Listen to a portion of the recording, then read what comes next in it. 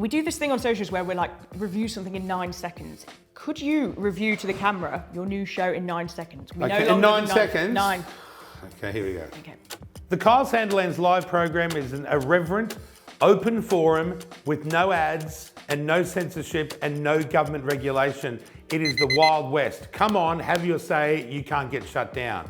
Booyakasha, b****. You like that? Oh, I went 12 seconds.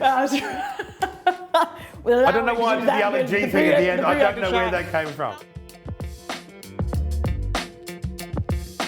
Now, I didn't want to ask too many questions about Jackie because I know you've spoke about her. Yeah, plus I don't know many answers, but I'm happy to answer whatever. But the only one, well, two. The only two I want to ask is, in an ideal world, a few years down the line, do you reckon you two could be friends again after the court case is done, or do you think this might have tainted the relationship?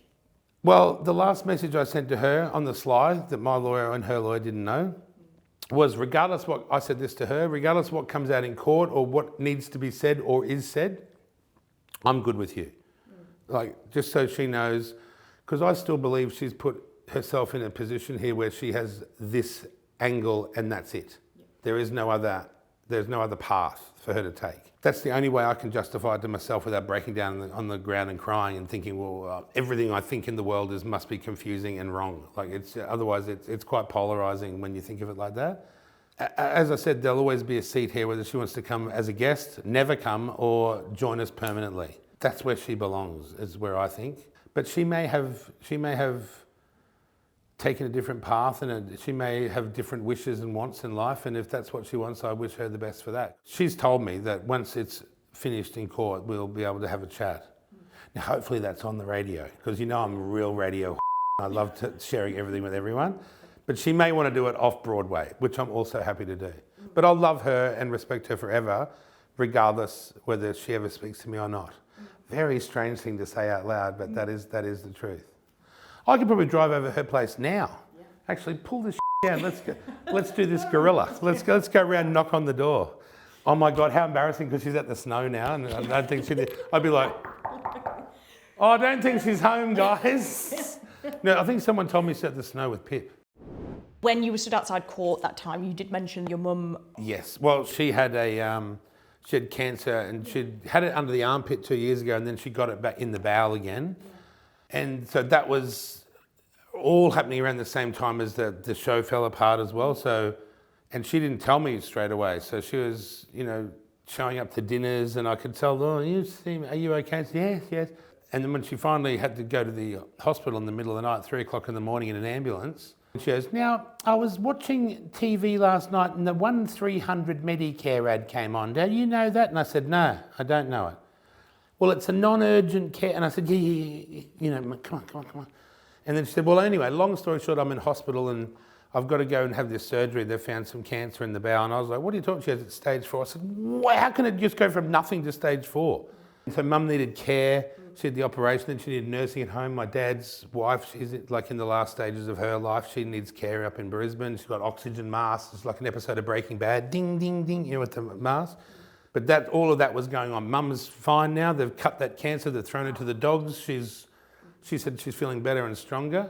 And Dad's wife, she's still hanging up on there with the oxygen mask in Brisbane.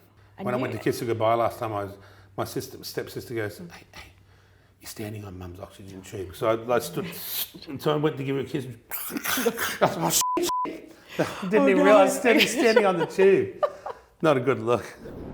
You've done well to compartmentalise one from the other, going through all of this. Well, you have to. You have to just, like, I've just never been someone who just, throwing the hands up and, like, who's going to come and save me? No one. You have to save yourself.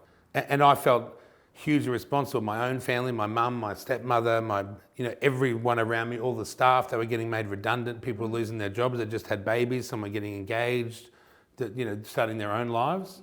And I don't know whether I hired them all out of guilt, because I didn't even have a plan when I hired them. I was just hiring them. And I thought, well, I'm going to have to do something. I can't just sit around doing nothing.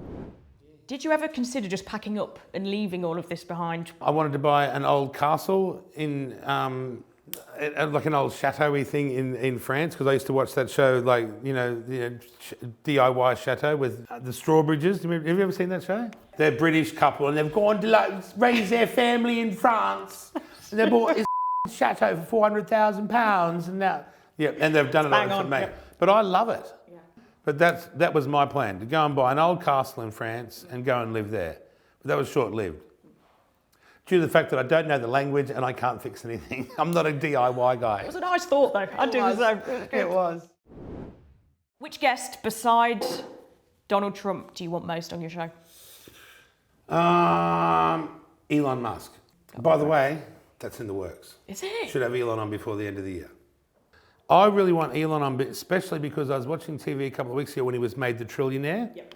And I was so angry at the presenters because they were all jealous. They were all like, oh, how many zeros does one man need? Oh, it's revolting, that sort of wealth. And I was like, where's the joy that, hey, this guy who's saving people in space? Don't forget that he went up, not him, but he sent his rocket up to save those space people, because remember when Biden was still the president and he didn't want Elon to help? What, just people left him up in space, abandoned?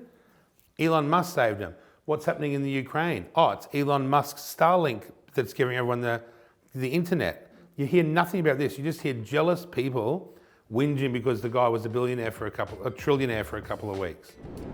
You need to put a new battery in. I'd hate for you to lose some good stuff.